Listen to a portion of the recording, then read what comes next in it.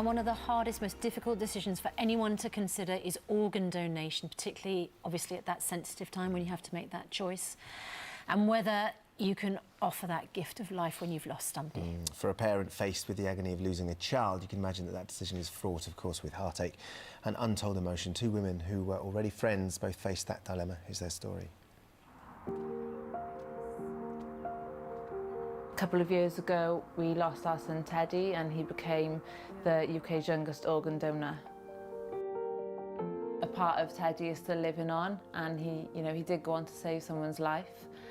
And the extended lives that he will save, it's not just that one lady, but it just goes on and on and on.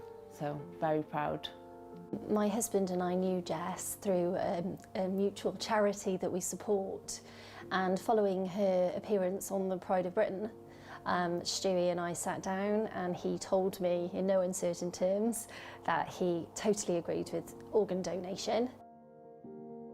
Unfortunately, Stewie and Fraser were struck by a car, and Stewie passed at the scene, and Fraser sadly passed away later on that evening. The question was raised whether I'd consider to donate Fraser's organs. I knew what Stewie would have wanted me to do, and that Fraser would as well, because Fraser cared about everybody, and therefore I knew that he would want me to make some good out of this awful tragedy. And Anna Louise Bates joins us now, and her father Paul is here as well. Anna Louise, you were on the programme a little bit earlier on, and we've been overwhelmed with messages of support for you. What you've been through is unimaginable for the rest of us, and I really appreciate the fact that you've had the courage to speak out. It's important for you, isn't it, that you find some sort of strength in the darkness of what's happened through knowing that this organ donation has been so powerful and important. That is it completely. This has given me the strength to actually continue, to wake up in the morning for Elizabeth and I, and to carry on. And the support that us as a family have received since the accident has been phenomenal. Within 1 week, the charity that Stewie and I used to cycle for, To Wish Upon a Star, received £34,000 worth of donations.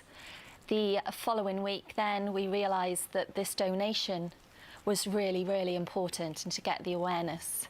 And with the support of my family, we've managed to set up a new charity called Believe, to raise awareness as to the organ donation, and also to provide support for those that are going through the difficult situation that we've had to deal with. And since setting up Believe, we've managed to receive over £20,000 worth of donations for Believe. On top of that support, I've received donations of Sky cycling shirts signed, which will be auctioned off.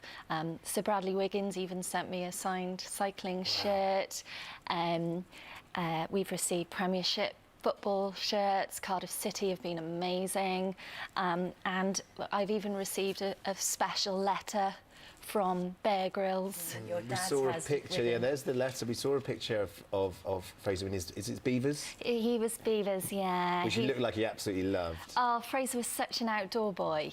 When it was on the news yesterday about children getting away from their tablets, I couldn't get Fraser inside to play on a tablet. And he loved camping, he loved everything to do with Bear Grylls, and so what did Bear Stewie. say in the letter? He said in the letter, if I can just read it out here, "You should be incredibly proud of the huge joy they've brought to others, and the wonderful contribution they've made to Scouts to Life and to the 4 further lives they saved." He goes on then just to say how it's clear that Fraser lit up the lives around him, and also about how wonderful Stewie was as well. And it's actually signed by him, and it was sent to me personally. And Fraser was called Bear because of Fraser Bear, but also because of Stu and mine love of Bear Grylls. So thank you, Bear. Paul, an unimaginable horror has befallen your family, and our hearts go out to all of you. I think you know, knowing that 4 lives have been saved from the donation, this little boy's organs, what is the impact of that on the family in the wake of what you're experiencing?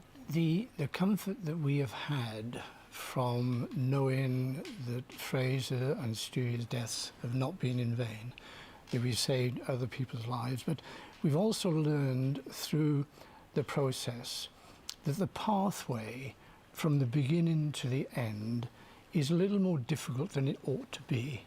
And I feel there should be close scrutiny of the procedures involved to make it easier for other people.